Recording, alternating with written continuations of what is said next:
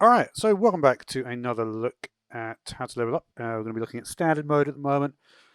So with the new expansion, a lot of the powerful cards are really taking center stage. So for instance, here we've got the Beanstalk Tavish, and a lot of these are basically controlling the meta at the moment.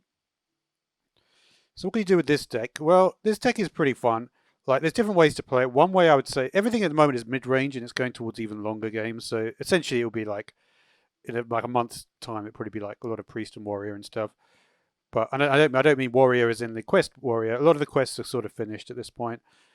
There are ways that you can still build up like good mid-range decks, like with druid and using like this thing. Why this wasn't put in wild, I've got no idea. This guy, the Annoyatron, because that is incredibly powerful for druid. They just basically they just copy it, right?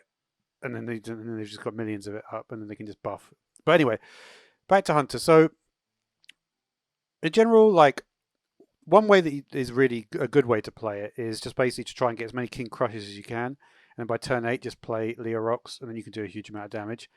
So that's one way you could look at it. Um, Another way though is just to play like in sort of like a normal sort of mid-range way. So you might start with Terrain Crescent. That will sort of like you can get rid of a lot of stuff with Selective Breeder. Remember also you always need to attack.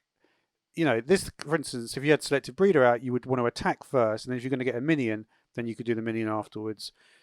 So, and if obviously if it trades in, you're not going to get that extra attack. So you need to make sure you attack in the right order. And there's lots of things as well just to remember with True Aim Crescent, which is that the minions will attack in the order that they're summoned, right?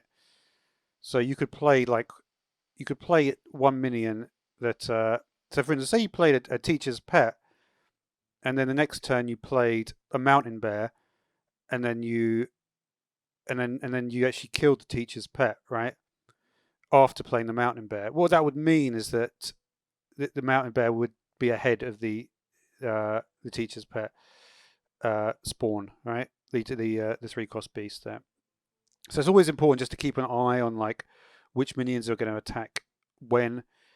One thing you can also do, which is pretty cool, is to use Async Queen. Uh, this can be like it's really good to like if you've got like a 4-1 and they're expecting a trade. If you can get something to trade really favorably with Queen, that can be really useful and powerful. Revive Pet, it's got a multitude of different uses. Um, yeah, basically.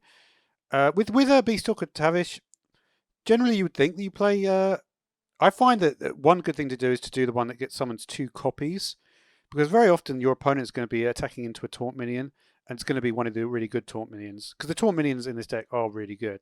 Teacher's Pet and Mountain Bear are really good cards. So if it attacks into that, it's pretty good. Um, so another thing as well to keep in mind is that you have to look at the wording on some of the cards. So Selected Breeder says discover a copy of a beast in your deck, whereas opposed to the Warsong Wrangler, discover a beast from your deck.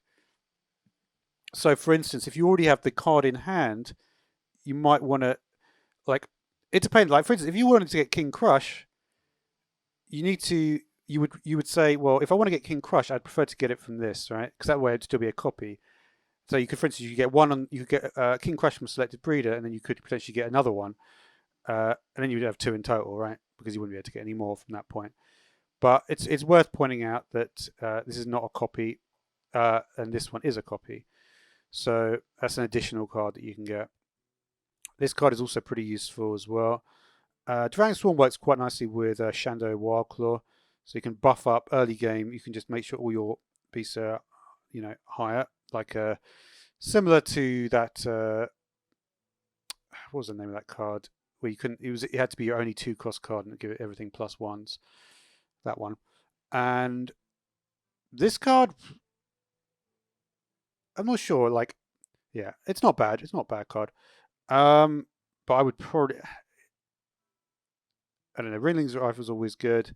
But yeah, as I was saying with Tavish, what you need to do with this, summon the 2 copies and Freezing Trap or Ice Trap.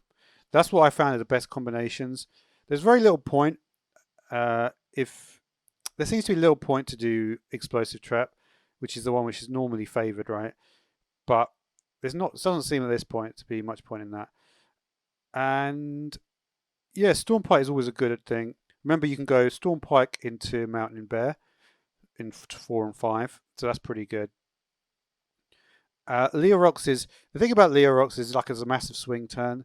So if you're building if you're building for that swing turn, like I like to do it against like the slower decks, like a priest. You do have to be careful of the mirror though. This is the thing is like this is a common thing that it's always been like this against priest. It's like you can sort of like you need to check if they've got the mirror, and it's like can you know for certain? It's hard to know for certain, but you can sort of if you get a reasonable board and to put pressure on the board, you want to use this really because this is obviously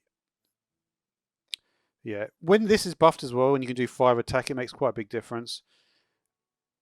These obviously can get buffed pretty well, but yeah, it's a 2-1 on the.